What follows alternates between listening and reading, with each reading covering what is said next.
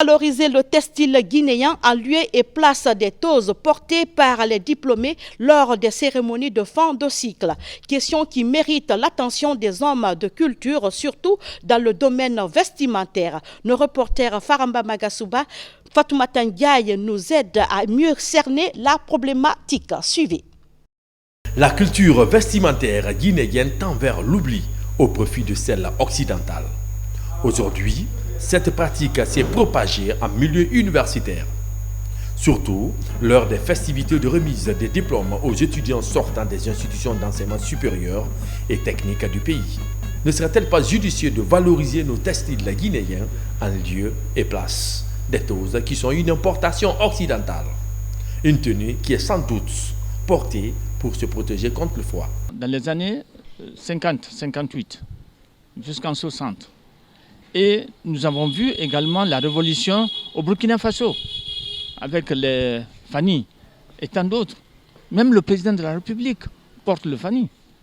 Alors, pourquoi nous, en Guinée, nous qui avons été inventeurs de l'indigo, mais c'est fini, les Maliens s'en ont approprié, et nous, en Guinée, on a laissé tomber. Et ce qui est encore beaucoup plus grave, le cercle de l'éducation s'est emparé de l'habillement européen au moment de la remise des diplômes.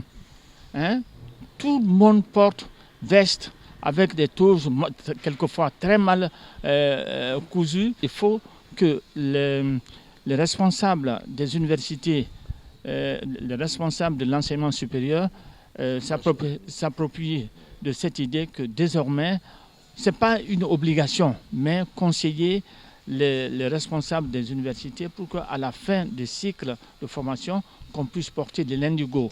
Pour pallier à cette problématique, des responsables de quelques institutions d'enseignement supérieur et technique nous livrent leur mea culpa à propos. Ça permet, n'est-ce pas, à l'ouvrier guinéen d'être performant là-dedans.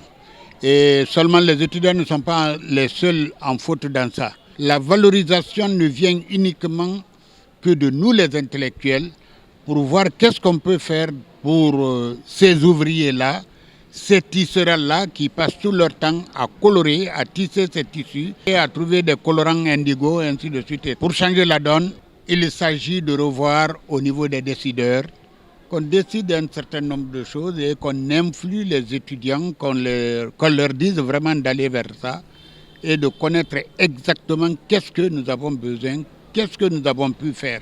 La valorisation de la culture vestimentaire ne passe pas inaperçue. En tout cas, encadreurs, professeurs et étudiants s'engagent désormais à remplacer les longues robes noires avec des bérets ou toques par des tenues traditionnelles. Nous sommes étudiants sortant cette année. Je crois que c'est une opportunité pour nous de mettre vraiment en valeur nos tenues traditionnelles au lieu de porter des toses qui sont importées de l'Europe, qui ne sont pas des cultures propres à nous. Moi, je pense qu'il est préférable que nous, étudiants, en travaillant même avec l'administration de notre université, que c'est une obligation pour nous de mettre en valeur nos tenues traditionnelles telles que la forêt sacrée, les lépis ou tant d'autres. Donc je lance un appel à toutes les organisations, à tous les étudiants, les universités, de se lancer dans cette dynamique. La valorisation de la culture vestimentaire ne passe pas inaperçue. En tout cas, encadreurs, professeurs et étudiants s'engagent désormais à remplacer les longues robes noires avec des bérets ou toques par nos tenues traditionnelles. Une façon de contribuer à la valorisation du textile guinéen.